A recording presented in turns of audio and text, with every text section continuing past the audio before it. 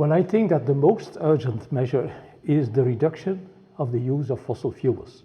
That is what all science is indicating. We talk about coal, obviously, coal, hard coal, brown coal, but we also talk about oil and gas. And coal is presumably the worst of all.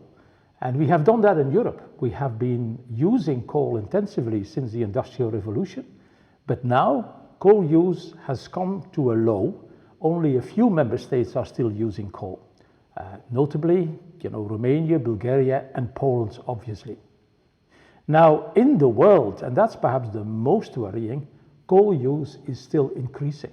And in particular in China, coal use is still going up. And that is a major headache for all of us, because we know we have to reduce the use of fossil fuels, in particular coal, and the coal use in the world globally is still going up. So I would consider that as the most important option to deal with. Yeah, the coal, getting rid of coal is indeed a difficult issue. One of the reasons, and I think we lived also this problem, we had this problem in Wallonia, we had this problem in Flanders. We were probably also way too slow in getting out of coal. We had one advantage at that time, I remember, getting older, is that, let's say, in the 70s, 80s, we still had a lot of cheap natural gas, cheap oil at some moments, or at least, and that of course is easy then to substitute coal. Now, if you're living a period, let's say if you now consider those countries, developing countries or developed countries that still use a lot of oil, things may be slightly different, because they may have a problem to pay for gas and coal. So it's not so obvious for gas and oil, not so obvious to substitute.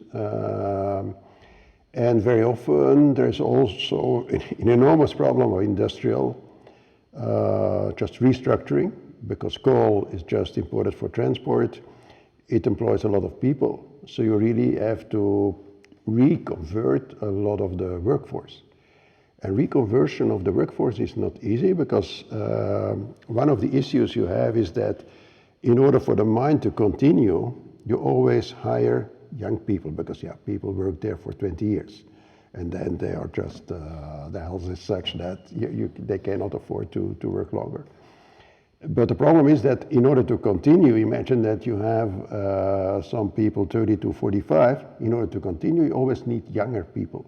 You always bring in young people, and anytime you bring in young people, you want to continue. So the problem is stopping a coal mine is not easy in terms of regional economics, in terms of general economics.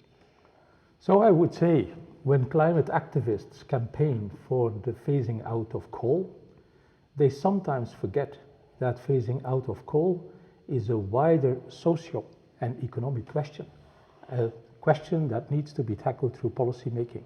So it is about the labor market, as Stef has been saying, but it is also about energy policy. And so there is a cluster of issues on the table that makes the question of how to move out of coal much more complicated compared to what is commonly assumed.